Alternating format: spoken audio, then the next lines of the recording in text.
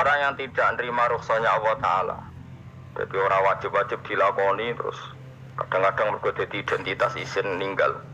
Kalau orang biasa puasa Senin Kamis saking terkenal puasa Senin Kamis sampai muka apa isin. Iku dosane kok Gunung Arafah. Wis hadis iki apa lho wis ra puasa Senin Kamis. Jadi ala kenapa ora puasa Senin Kamis nampa rukhsahe pangeran iku ora nampa jeneng gak nglakoni.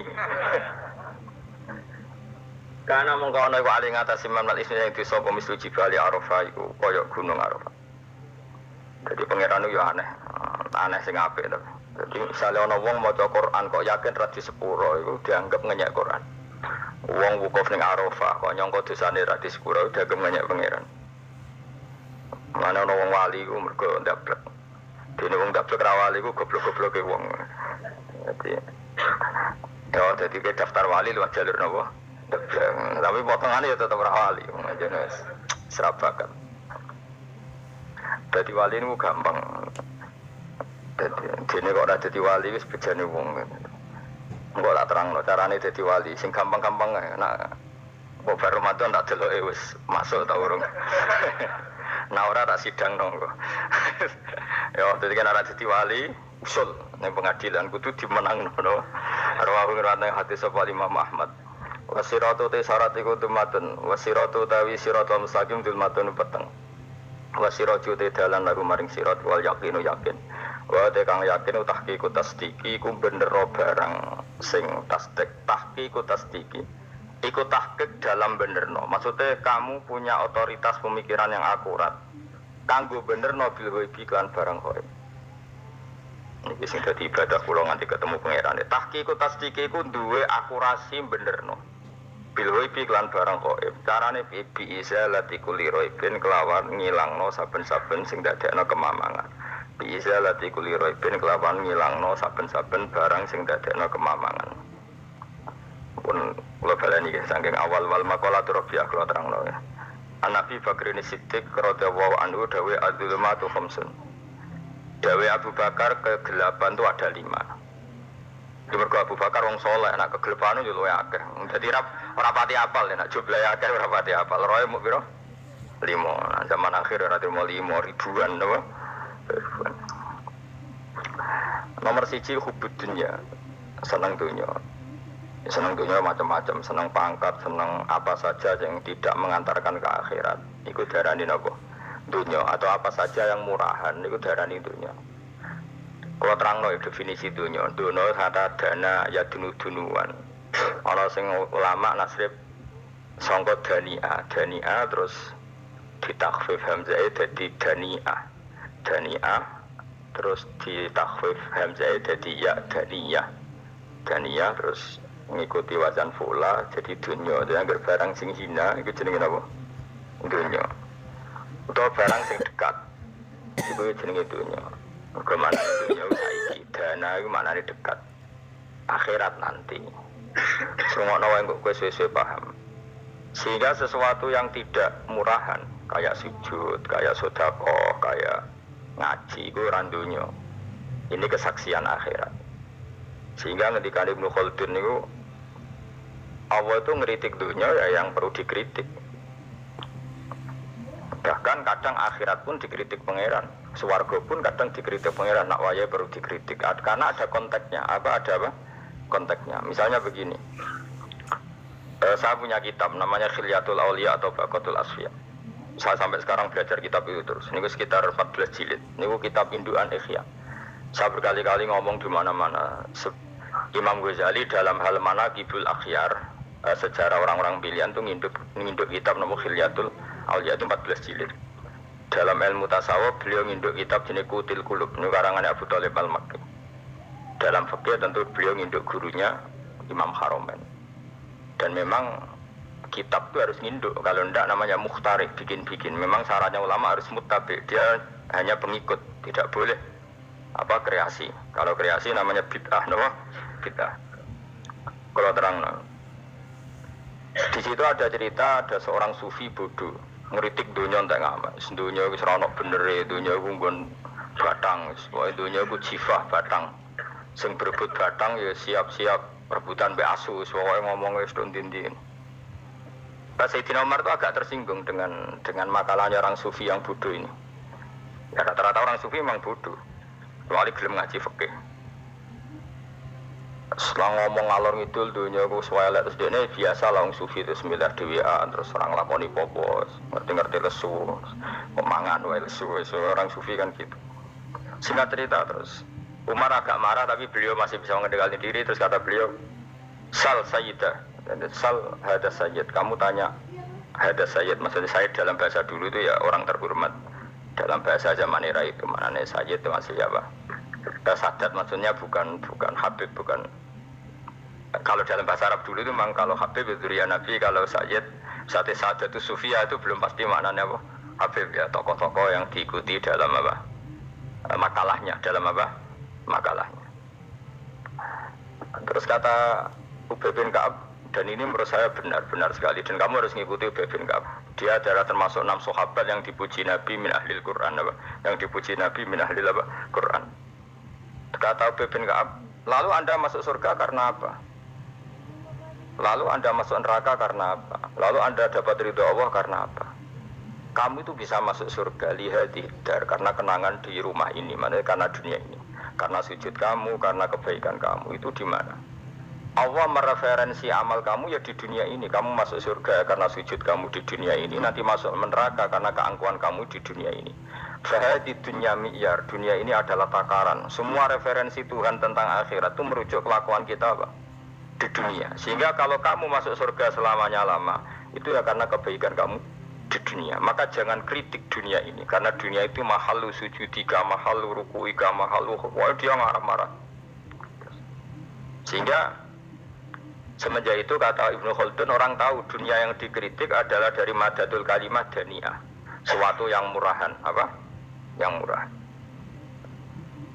Sehingga kalau misalnya orientasinya itu kebesaran li'ilai kalimatillah, maka itu tidak termasuk dunia. Dan yang suasananya akhirat tapi motifnya adalah kasal, kemalasan, itu yang benar-benar dunia. Makanya Imam Syafi'i sering kritik tasawuf itu sampai ussisati tasawuf alal kasal. Ilmu tasawuf itu basisnya itu karena pemalas. Karena tadi misalnya begini, ini contoh paling gampang. Zaid itu di daerah pinggiran di mana Islam itu minoritas. Terus dia ingin kaya raya supaya bisa bikin masjid atau bikin komunitas Islam.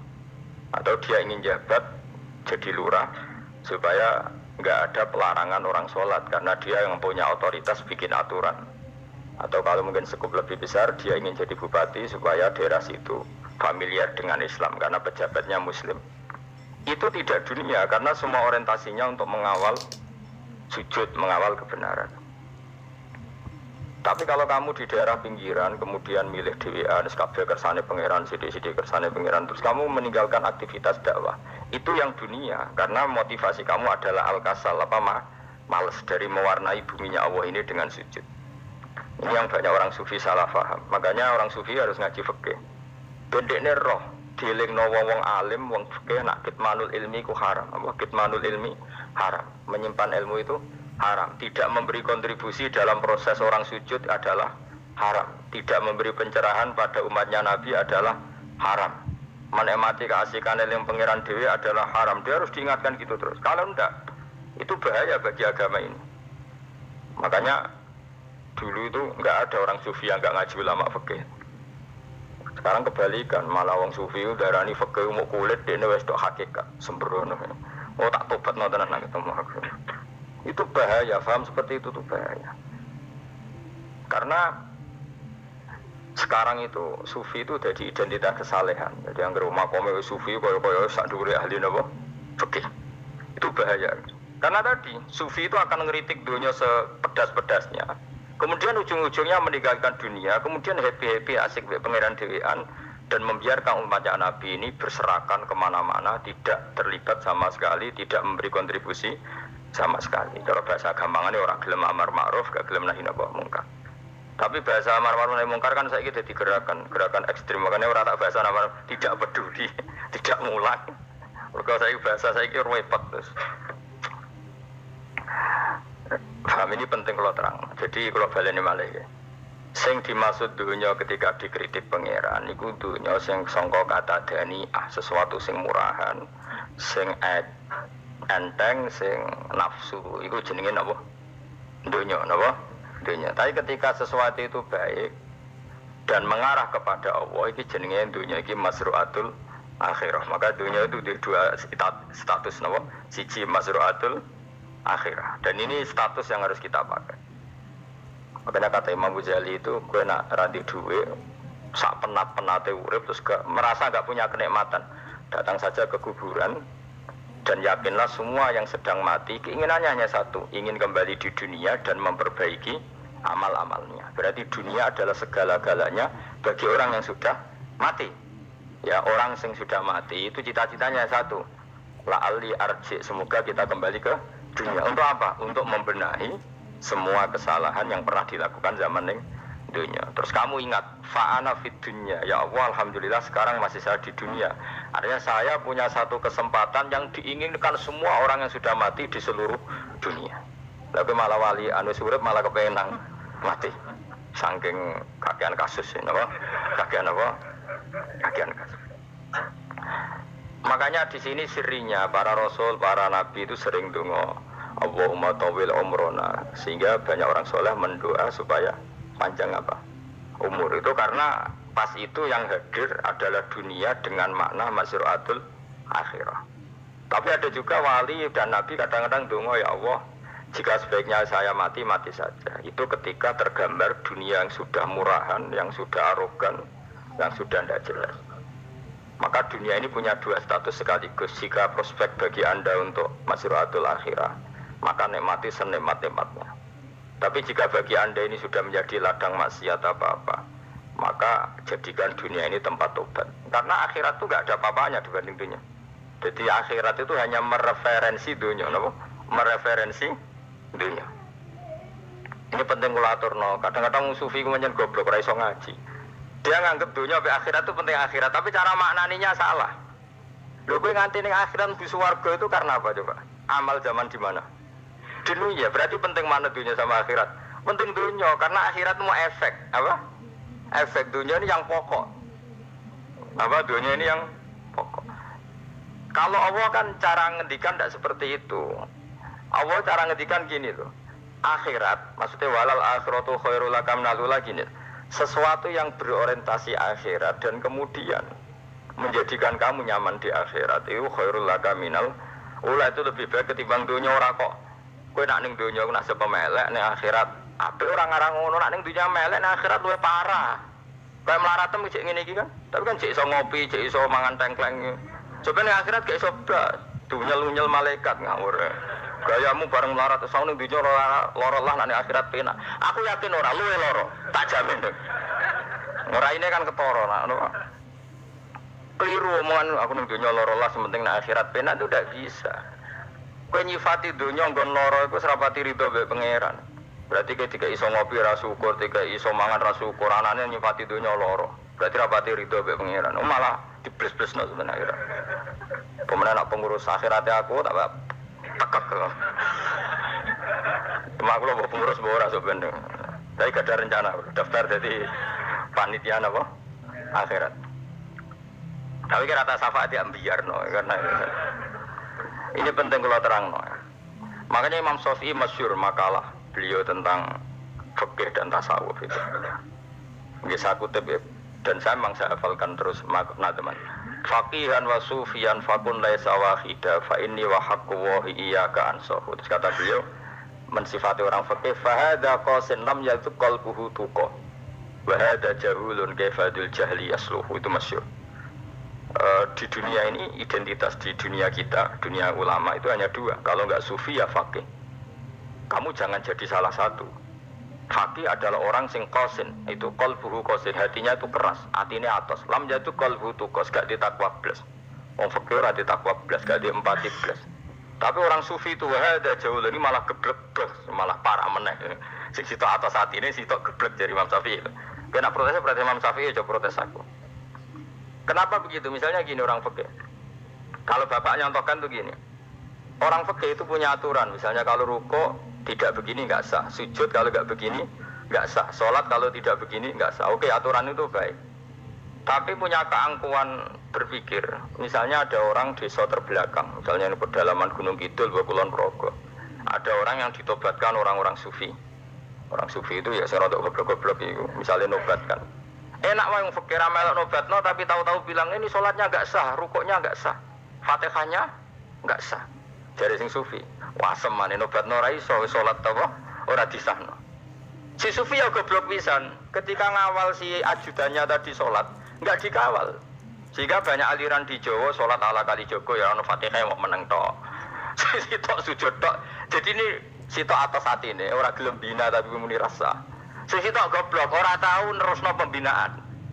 Akhirnya yang mandek ning satu kesalahan dan diwaris ya bergenerasi-generasi. Makanya kata Imam Syafi'i itu si tok goblok, si tok atas hati ini. Jadi kamu jangan jadi salah satu itu. Makanya kamu aman karena kamu tidak sufi ya tidak fakih, makanya nggak masuk nggak masuk yang dikritik Imam Syafi'i. Kamu sufi ya ndak, fakih ya ndak. Makanya kalau Imam Syafi'i ngeritik itu, tetapi alhamdulillah saya ada dua-duanya. Ya tidak sufi, tidak fakih. Karena orang sufi itu kalau ditelusuri itu memang kesalahannya terlalu banyak. Kecuali dia mau ngaji fikih. Kenapa? Kecuali dia mau ngaji fikih. Kayak tadi misalnya, sampai Imam Syafi'i zaman itu duka yang menghentikan usisat tasawuf alal kasal. Ilmu tasawuf itu dibina itu berdasar kemalasan. Saya punya teman sufi banyak. Saya ini kiai loh. Punya teman sufi banyak. Tekoni kan kula Gus dunia rusak, sementing sakniki wis ngatah-ngatahno istighfar. Memangnya kita bisa diistighfari pangeran di sepuro pangeran ketika kamu orang alim ndak mulang? Memangnya kok iso di sepuro pangeran ketika kowe sugih zakat? Memangnya kok iso di sepuro pangeran wis kere ra nyapu masjid teko Jumatan? Bareng ngrokok itu usep-usep ning pojok masjid bar mulai. Enak weh. Ana keran coplok is dibarno. Memangnya kamu bisa jadi orang miskin seperti itu kemudian dimaafkan Allah? Tidak bisa. Kamu harus terlibat dalam proses sholat. Wis kere ya urun gawe keran, misalnya orang ngono urun masjid ya nyapu-nyapu, sing sugih urun duwe, sing alim urun mulang. Kok enak? Dunya mbok rusak terus kabeh dhewean. Menengi sebenarnya dhewean neraka ora tak baturi ya ngono. Tidak bisa, sufi seperti itu tidak bisa, itu kriminal. Malah Imam Syafi'i dalam satu makalah besok tasawuf awan serondok saking ekstrimnya beliau. Nah kenapa Imam Ghazali muji orang sufi, kitab-kitab risalah Qusairiyah muji orang sufi itu sufi-sufi yang kayak kue, sufi-sufi yang belajar fikih, kenapa? Sufi-sufi yang masih mau belajar fikih. Kok enak? Jadi sufi itu maknanya sidik-sidik. Zaman terus rusak itu tidak seperti itu. Nak rusak, ya mana pengiran kon melok dandani. Nah, ketika rakyat didandani sebetulnya nggak masalah, karena ada alternatif. Misalnya gini, ada mobil rusak nggak bisa dipakai. Memangnya mobil hanya itu. Kan ada mobil yang lain itu jenis fakih. Ini enggak, kamu punya pemimpin hanya 2 atau 3 lah, biar nggak nyindir. 3 atau 4 lah. Ketika 4 ini orang ini gagal, seakan-akan Indonesia gagal. Memangnya Indonesia hanya punya orang 4 itu, goblok sekali kita berpikir gitu. Segoblok-gobloknya apa? Memangnya Indonesia itu milik siapa? Kenapa kamu menggantungkan sama 1-2 orang, 3-4 orang? Gampang ada cara alternatif. Terus, tapi kan harus lewat pemilu, kecil ngenteni pemilu 5 tahun cepat. Mustafa Rohin Jono jadi calon presiden. Nah, kemudian jadi negara tahlil. Karena dia ya, ngomong ekonomi ya ora iso. Ngomong wisata ya haram, ngomong budaya ya haram. Ngomong gak ada usaha milik negara ya ora roh deh. Lamun langsung dibagi-bagi. Tapi kelirunya kita selalu begitu. Ketika kecewa sama pemimpin, seakan-akan dunia ini tergantung pemimpin itu. Mana ada dunia ini dipasarkan sama makhluk oleh Allah. Dunia ini milik Allah, nggak pernah dipasarkan makhluk. Bahkan kiai mati pun nggak ngefek pada agama. Dulu sahabat meninggal agama jalan, wali songo orang-orang pilihan meninggal agama jalan. Karena Allah tidak ridho dunia ini, agama ini, dunia maupun agama dipasrahkan sama seseorang. Allah yang mengurus dunia ini. Apa nak konglomerat mati terus wong melarat kabeh? Tidak kan? Apa nak wong soleh mati terus wong bejat kabeh? Tidak. Allah yang mengurus agama ini, mengurus dunia ini. Saking goblokem, nak ono mah kecewa mek makhluk itu. Terus ya Allah, terus seakan-akan dunia ini runtuh. Ono pegatan sakake saya kira ono sing lanang. Banyak orang pegatan terus bojo luwe apik. Bojone mati sing wedok malah makmur akeh to ora. Makanya pangeran anggap manusa ku entek-entekan. Allah nate ngendikan gini masalah pegatan. Unik ngendikane pangeran. Ya rodok manekno wong pegatan. Wa iya tafarraqa yughnillahu kullam min sa'ati. Kamu tidak usah takut dalam suami istri itu bercerai. Wa iya tafarraqa, jika dua suami istri bercerai, yughnillahu kullam min sa'ati, bahkan satu-satunya per satu dari kedua mempelai ini bisa dikasih lebih kaya. Banyak enggak wong pegatan terus akhirnya lebih makmur. Dan kenangannya untung pegatan mas dhisik aku untuk bojo sing dhisik Gus. Aduh, suamimu goblok. Enggak sing lanang karena bosen dijudisi ngono untung saiki di bojo konak, bojoku sing dhisik. Banyak enggak orang pegatan kemudian kenangannya itu baik sama yang sekarang. Dengan yang lalu mau gerutu tok, banyak enggak? Banyak. Dulu kita punya pemimpin yang cakap, yang otoriter. Zaman itu pun di demo. Coba kita ini kan mulai dulu yang jadi pemimpin di demo, kok cek urip pantas di demo, nggak es mati di kelangenan. Kelakuan kok ngono, mulai dhisik nganti saiki. Kiai juga gitu, zaman urip dikerwiti, kok bareng mati kiai penggantinya dikritik ora koyok kiai. Dhisik. Iku ora ya coba 66 Pak Karno dikritik, orde baru diurus gitu tuh. Nabi yang ngono mangsamu mau presiden tok. Nabi ku kan mukjizat iku ngaji. Jadi mukjizatnya Nabi ku ngaji. Jare masyarakat pun mukjizat orang keren blas. Mukjizat itu kudu nganggo tongkat. Dadi seru napa? Dianggap Nabi Harry Potter. Jadi Nabi itu mukjizat kok mulang. Mulang itu mengatur logika supaya mapan nikmati Allah dan Rasul. Itu mulang. Mereka agak seneng. Mat, caraku Nabi-Nabi dhisik kudu tongkat apa no, Mat. Dadi seru apa? Seru main sebelah, pokoknya seru lah. Nabi sempat tertarik, ya kepengen di tongkat tahu Nabi tua. Kita ya sangar lah, wah. Jadi Nabi ngalor ngidul gak apa? Tongkat nggak sing ngelawan, plus terus kecemplung segoro. Kan ya seru lah, misalnya ono Yogyo macam-macam, tutuk terus likuifaksi do tenggelam kan, seru lah, wah. Jarak jabe pengiran dulu tuh. Dia matke jok tongkat, gampang nak masalah tongkat. Sekarang ngetokno wit kan gampang tongkate. Memang samu tongkate Nabi Musa terus digawe dikai mori terus dikai minyak ya ora dijupukno wit diketokno memang samu. Wong sing hebat itu sing nyekel dol ora. Ya jajal tongkate Musa tak kena kowe. Iki ora ono pengaruhe. Ono saiki ning gone Turki digo tontonan ora piye-piye. Lah nek mbate jek aktif Pak Turki nantang Israel duel lah. Lah wong di tongkate Nabi Musa kok digertak Israel rawani. Lah nek tongkat iku tenan nak oh. Sing sakti ku sing nyekel dul ora kok perkara tongkate. Nah, cara wae dhisik sono HP Nabi Musa ya luar biasa cara itu. Akhirnya Nabi Muhammad itu sempat kepengin jawab pangeran unik. Awalam yakfuru bima utiya Musa min qabl. Matke kok gak eling apa zaman Musa nggo tongkat wong terus do iman. Awalam yakfuru bima utiya Musa min qabl qalu sikhroni tazahara wa qalu inna bikullin kafirun. Apa zaman Nabi Musa itu terus wong do iman? Ya tetep komentar jare tukang sihir. Padha wae. Nggo mujizat ora padha wae wong nak tre berdua ya tetep berdua. Zaman Pak Karno sing tukang ngeluh ya ngeluh, zaman Pak Harto tukang ngeluh ya ngeluh, zaman Mega sing tukang ngeluh sampai saiki sing tukang ngeluh ya wis kegiatan. Kiai yang ngono. Kadang ada kiai saiki misalnya Surabaya zaman Mbak Arwani, Mbak Zubair. Memangnya zaman Mbak Arwani wong Kudus ngaji kabeh. Wong saku ya kelakuane wis ngono-ngono wae. Misale kula ya kadang ya wong komentar. Gus Bae ora kaya zaman Bandur Salim. Lah aku wis dididik bapak. Zaman Bandur Salim apa wong ya ngono. Kok bapak zaman Bandur Sam apa ngono sampai zaman Basunan Bunang misalnya. Ayo jajal. Masa wong Yogyo saiki ora kaya zaman Bali Maksum Mbah Munawir. Memangnya zaman iku wong ngaji kabeh. Udah juga kan sarahku kiai nak ngaji sing ngaji wong ngono-ngono iku pancet ngomong iku. Itu pengalaman.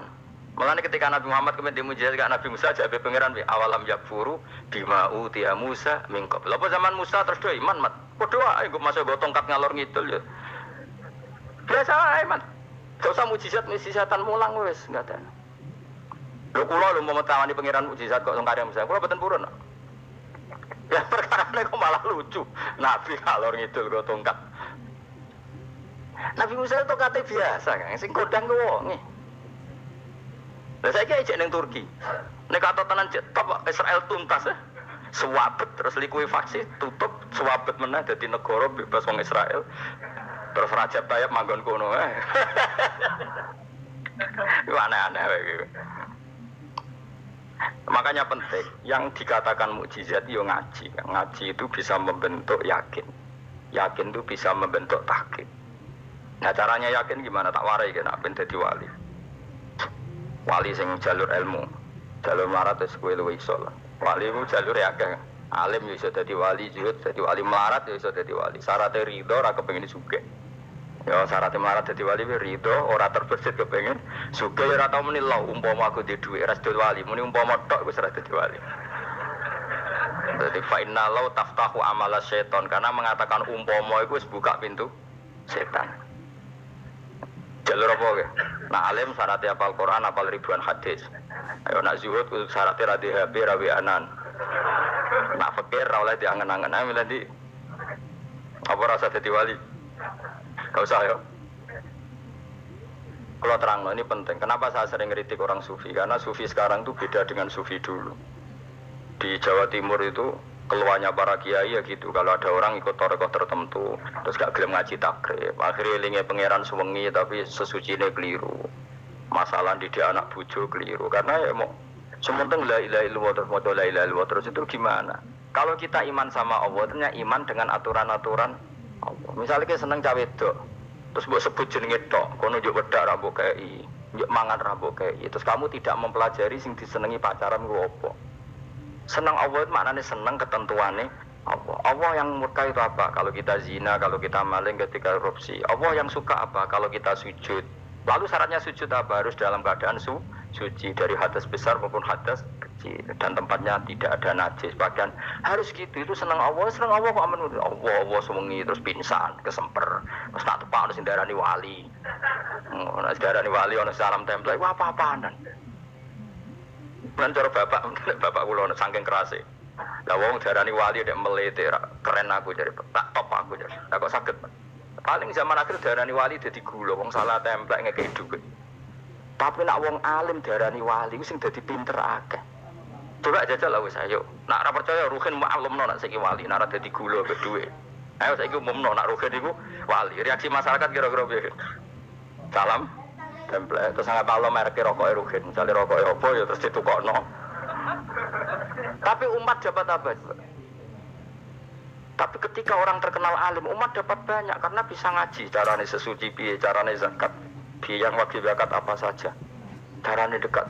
Tapi saya gak wali kalah be apa wong alim kalah be wali. Kulo niki diceritani Gus kulo nek wong alim Gus jejer be wong terkenal wali kulo harus salaman beda nih. Ya akhirnya melarat tuh salam. Maksudnya salaman kok ono maknane ning Jawa Timur.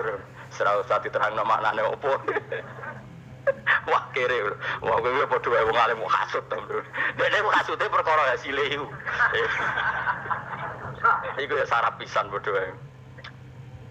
Sing maca kula niku. Tapi sebenarnya kita harus jadi pelajaran. Kalau ingat Allah itu ingat aturan-aturannya Allah. Terus keling Allah suwengi terus piye? Allah bikin aturan, kamu sewengi ning masjid itu ketentuan fikihnya kayak apa? Kalau istri kamu sakit, anak kamu sakit, kamu wajib ngurmat anak bojo dan itu juga perintah Allah. Terus eling Allah ning dulu enggak ada zaman Nabi seperti itu. Nabi itikaf sungi ning masjid besok pikir wiridan, ya mulang biasa. Wiridan sekadarnya habis itu Nabi yang ngajar biasa. Siapa yang tanya tentang haid, siapa yang tanya tentang ghanimah, siapa yang tanya. Jadi yas'alunaka 'anil anfal. Ketika mereka iskal, lalu ghanimah cara bagi gimana ya Rasulullah? Dibagi wa'lamu annama ghanimtum min syai'in fa'alillahi khumusahu wal rasul 1/5. Ada yang tanya lagi, wa salunaka 'anil makhid. Istri saya cara ngakad tidak normal ya Rasulullah. Kadang-kadang over, terus disebut itu istihadah apa? Itu ditanyakan. Ada yang kaya usul, ya Rasulullah duit kula kathah lalu tak kasihkan siapa? Ya salunaka madza yunfikun. Ora kok terus eling pangeran sungi-sungi terus do ngantuk, bariku keturu. Bariku makan-makan ora ono ngono ya. Coba, jika seseorang terkenal wali itu paling untung udekne. Ini bukan kritik kan. Memang harus dikritik. Kritik aku enak aku alat, kowe ra wali kok kritik wali. Kowe cuma melok. Karena apa? Kita ini syafaqatan li hadil ummah, kita kasihan umat ini mencintai kiai, kemudian tidak dapat apa-apa dari kiai itu. Caranya apa ya? Kita mulang. Makanya Rasulullah itu masyhur kan di sebuah hadis, sama cari di Muqaddimah Majmu', di Muqaddimah Ihya, hampir semua kitab ulama top itu menceritakan hadis ini. Nabi ke masjid, ada satu kelompok yang nangis-nangis dungu, ada sekelompok yang mulang fikih. Mulang itu ya, iki halal, iki haram, iki sholat begini nggak sah, ini pokoknya mulang aturan-aturannya pengiran. Nabi ngadeg. Kemudian Nabi bilang gini, kilakuma ala khairin, dua kelompok ini sama-sama baik. Tapi apa yang terjadi? Amma haula fayatuna waha, mereka adalah kelompok-kelompok yang minta sama Allah, insya'a ajaba wa insya'al. Kalau Allah mengendaki ya disembadani, kalau enggak ya enggak. Tapi ini kelompok yang membicarakan hukum-hukumnya pangeran, pasti Allah ridho. Wa innama bu'istu mu'alliman, memang sing jenenge Nabi itu untuk mengumumkan halal haram, maka Nabi terus ikut yang kelompok belajar tadi. Karena yang dikatakan coba Nabi diutus jadi Nabi itu apa? Saya tanya, bikin aturan, caranya tawaf ke Ka'bah begini, dulu tawaf itu wudu, dulu tawaf itu bawa hubal lata, dulu tawaf itu dengan penuh kemusyrikan. Nabi datang, cong tawaf itu aturannya gini, nggak boleh ada yang berbau syirik. Caranya tawaf 7 kali, baca kalimat ini. Sa'i juga gitu. Dulu yang namanya sa'i itu setar megang berhala Isa, nanti di Marwah megang Nailah, setarnya gitu, dari kesirikan ke kesirikan. Terus Nabi datang, nggak boleh megang Isaf dan Nailah, harus dibongkar. Dimulai dari labbaik Allahumma labbaik la syarikalah innal hamda wa ni'mata laka wal mulka la syarikalah. Itu Nabi. Sehingga saking ekstrimnya sahabat itu dulu nggak mau disuruh sa'i. Nggak ya Rasulullah, kita ada sa'i, tempat yang dulu kita syirik di situ. Karena kalau sofa setarnya pegang Isaf, nanti kalau di Marwah pegang Nailah, itu nama berhala. Terus Allah menurunkan inna sofa al-marwata min sya'airillah faman hajjal baita wa atamara fala junaha. Istilah pengiran fala junaha. Kalau kamu sudah Islam nggak apa-apa sa'i. Kenapa bilang nggak apa-apa? Karena dulu pernah sahabat merasa dosa, karena itu dulu basis kemusyrikan. Jadi ini penting saya utarakan. Lagi-lagi yang digerakkan Nabi adalah aturan main dalam hidup ini. Apa aturan main? Lho kula wingi pasanan wingi ini kula mucal napa sampean tadi. Kula mucal Minhajul Talibin karangan Imam Nawawi, kitab fikih. Mergo kula niku mangkel. Kadang wong alim terus darani wali, nek darani wali ngono wong teko njuk pangestu. Kadang kurang ajar meneh wong ape kaji njuk ndongakno kaji mabrur. Luwih parah meneh. Nah kula tak wamuk tenan. Kowe nak langsung ndongakno wong iku kaji mabrur padha karo ana wong ra iso numpak sepeda motor. Iki kula badhe numpak sepeda motor, ndongakno slamet. Wong belajar ya ora kok njuk ndongakno selamat. Mestine iku takok sik carane numpak sepeda motor piye lagi njuk ndongakno selamat. Wong isi iso ora mesti selamat. Iki rong iso apa? Ya iki kula badhe numpak sepeda motor ndongakno selamat. Aneh gak pertanyaan seperti itu? Permintaan minta selamat ketika kamu tidak bisa naik motor itu aneh gak? Aneh. Kalau kamu mau haji, takut syarat rukunnya haji, baru minta didoain haji mabrur. Ini ndak, masyarakat tahu-tahu minta haji mabrur. Oh nak tonggo kulo tak pisau itu. Untung ngomong rembang rawat tak kulo. Jadi orang sing wani. Agar mereka haji, Gus kulo badhe haji supaya sah piye Gus. Tak ulang. Tak ulang tenan Gus. Selain tentu belajar di manasik. Paling tidak dengan fatwa seperti ini orang terbiasa nak tekone manasik ku dirungokno. Napa? Kadang ya ora tekone manasik ngantuk tok. Itu tidak bisa, harus diwarai. Misalnya tawaf dimulai dari Hajar Aswad dan usahakan menjauh dari Ka'bah 1 meter atau setengah meter. Karena kalau terlalu mepet Ka'bah, takutnya tadi nginjek pondasi Ka'bah. Jadi tidak ngitari Ka'bah tapi tawaf di atas Ka'bah. Kedua, kalau terlalu dekat, kiswa Ka'bah itu mulat tohah bitit. Kiswa Ka'bah itu penuh dengan minyak. Dan kalau terlalu dekat menyentuh, padahal orang ikhram itu nggak boleh nyentuh kiswa. Jadi harus diterangkan. Malah kita cuma rugi kalau gitu terus mau nangis. Belum mau nangis servisnya akeh. Itu apa-apaan? Mau dibawa kemana agama ini? Kemudian sing jujur ngomong suka, dia ini nangis tenanan oleh nyaman itu akeh. Nah, cara bapak itu nangis serupat teman, serasa nangis ada nak jadi kiai. Pokoknya ulang nak ragil mes bulan nonos. Tobat, sang ini tobat, marah ini utaknya ini marah. Coba contohkan analogi hal yang gampang. Ono wong ra iso numpak sepeda motor, datang ke kamu minta didoakan selamat, aneh ndak? Urutannya ya belajar apa? Terus ono wong ra iso salat, itu ngakno salat kula niku makbulah. Makbulah mbahmu. Takbir ar Fatihah ar ya kabeh itu ono urutane. Itu lama. Jadi makanya Rasulullahnya gabung sama yang mualliman, yang guru. Dan ketika awal nyifati Rasul itu apa coba? Rabbana wa ba'athihim rasulam minhum yaslu alaihim ayatik wa yuzakkihim wa yu'allimuhumul kitab wal hikmah. Rasul itu sifatnya yang diulang-ulang pangeran tuh yaslu alaihim ayatika, membaca ayat-ayatmu, artinya apa coba? Mulang kan? Wa yuzakkihim, membersihkan akhlak-akhlak mereka, artinya apa? Mulang kan? Wa yu'allimuhumul kitab wal hikmah, artinya apa? Mulang. Nabi itu disifati dalam satu ayat itu gayanya ada sampai 3 kali sifat, tapi maknanya mulang kabeh. Yastu alaihim ayatika artinya apa? Membacakan ayat-ayat Allah artinya apa? Mulang kan. Wa yu'allimuhum artinya apa? Mulang. Wa yuzakkihim bersihkan mereka, membina artinya apa? Mulang.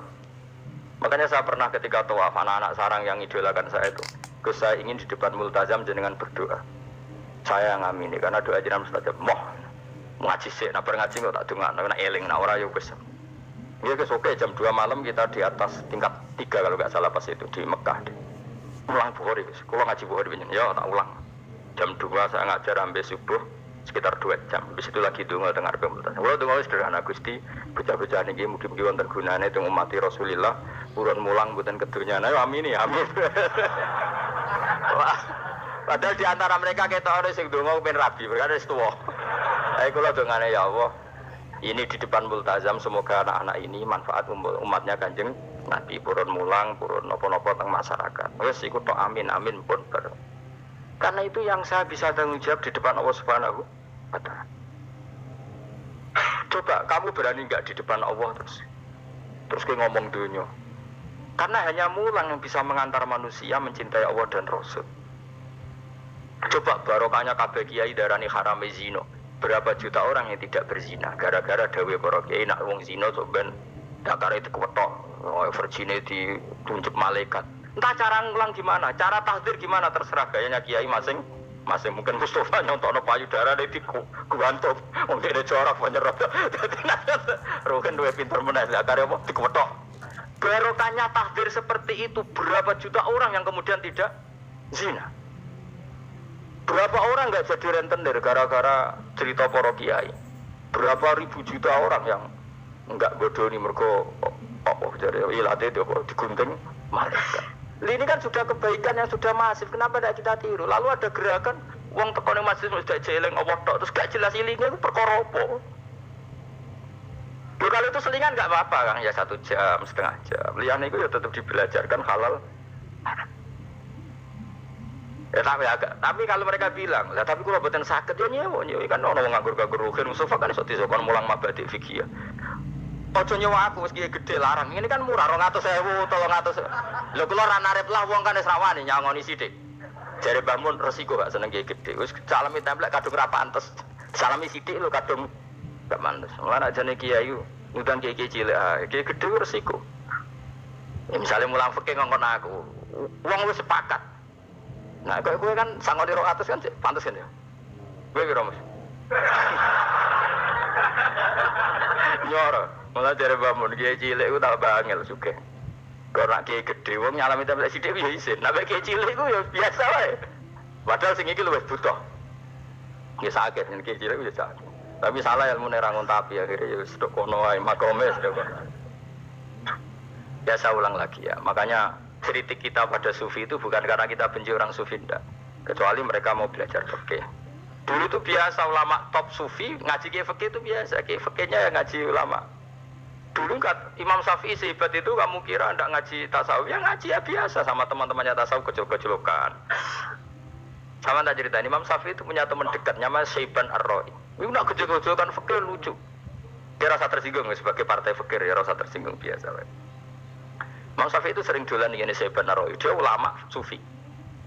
Sampai muridnya gremeng, misal katas al-hadal badi. Sak jenengan takok wong desa ben. Jadi Imam Syafi'i ben. Takok aneh. Mata kulu fi zakat, zakat cara kowe piye? Dan Habib Umar Hafid itu suka mengutip perdebatan Imam Syafi'i, dialog Imam Syafi'i dan Syaiban Ar-Ra'i. Saya juga suka karena saya sering melihat itu di Ihya di beberapa kitab ada. Mata kulu fi zakat, zakat menurut kamu gimana? Ala madzhabi aw ala madzhabi. Menurut madzhabku apa madzhabmu? Jare Imam Syafi'i. Ya cara madzhab lah, madzhabku wis roh dhewe. Lha apa tak kok kowe? Ya rada cangkem elek tapi lucu, Dur. Tak cara aku ya zakat itu wajib kanggo sapa wae, cek kere, cek suka ya kabeh wajib zakat. Lah terus aturane pangeran piye? Mosok wong kere wajib zakat. Ya apa melarat mesti dunyane halal. Ya iya sih, tapi yo mosok wajibna zakat. Ya jare tak kok.